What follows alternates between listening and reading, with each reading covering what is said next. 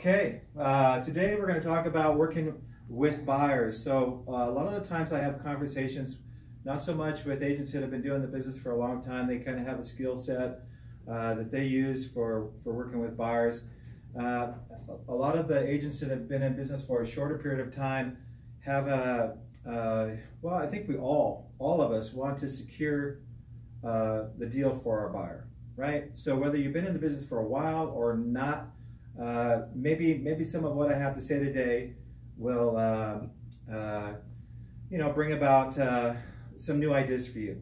Okay, so but I do have a lot of conversations with brokers about winning the deal for the buyer, and it's sometimes it's a challenge because you have a zero down VA buyer who's been fully underwritten except for they need a house. Okay, they need a house, and this buyer maybe doesn't match up well with a 20% conventional buyer. Okay, and so we have cash buyers out there that we're competing with. FHA is competing with conventional, and so on. And you guys get the idea, right?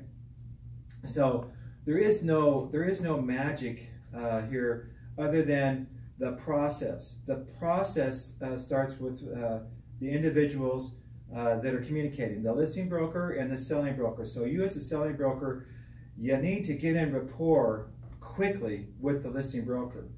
And the best way to do that is it's like you're not just getting in rapport for yourself, but also for your client. So rapport happens when you have a conversation, with that listing broker, letting them know about your client and the enthusiasm that you have for your client. So of course the best thing to have is a client that has been fully underwritten, right? But often that doesn't happen.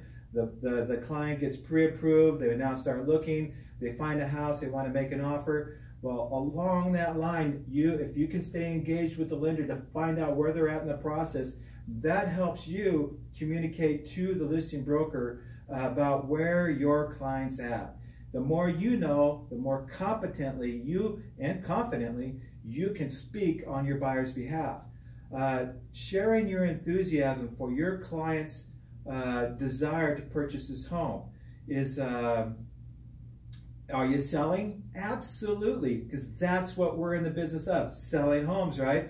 And so we are selling our client to the listing broker.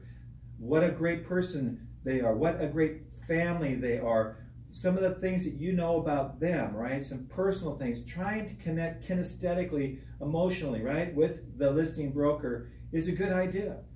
Finding some things in common with that listing broker.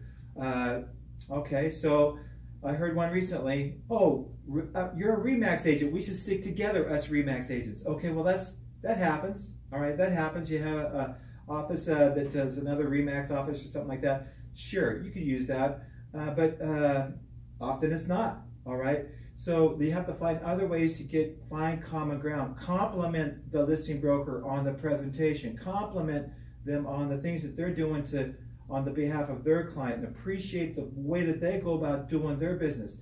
Now, of course, there's some agents out there that are just, they're simply not very engaging, all right? We know the type. They just don't pick up their phone. They don't respond to emails.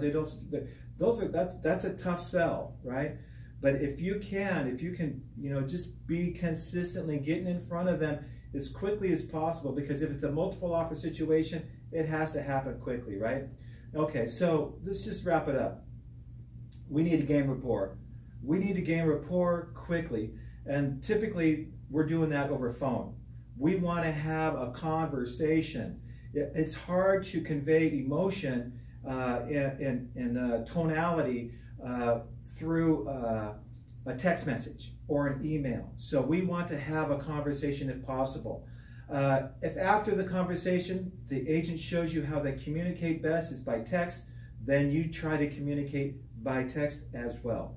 All right, so but staying in consistent communication.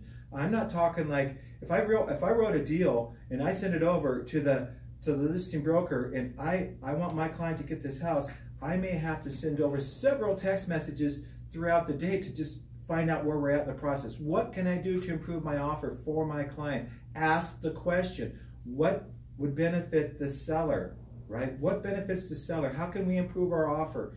All right, those types of questions. So we have gaining rapport. Typically, emotionally, we're doing it by connecting with the listing broker about your client, you, them, their clients, asking what their clients need, and then what else? Oh my goodness. All right, having a client that is moving along the pathway, being well informed about where your client is in the process of getting their loan, and having that information, being able to communicate that to the other agent.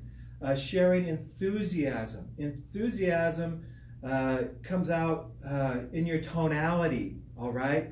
You may have to ramp it up a little bit. And sometimes, I mean, we can kind of fall into a little bit of a monotone and, you know, be kind of boring. We don't want to be boring when we're sharing enthusiasm for our clients, all right? So listen, that's it today. I just wanted to talk a little bit about that, working with buyers, winning with the buyer. If you're preparing an offer and you know it's a multiple offer situation, you want to bounce some ideas off me, I'd be happy to take the call. I'd love to hear from you. So that's it. Have a great day and enjoy this beautiful weather.